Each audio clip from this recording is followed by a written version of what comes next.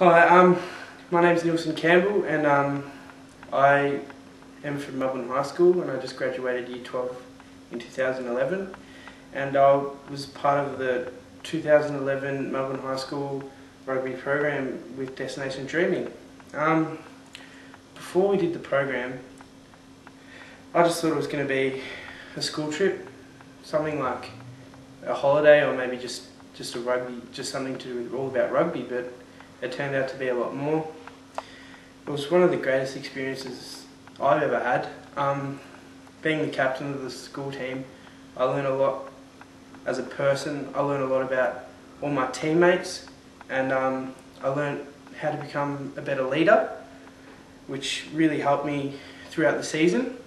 And it was a great experience. It's built me up to be a better person. It's helped me so much.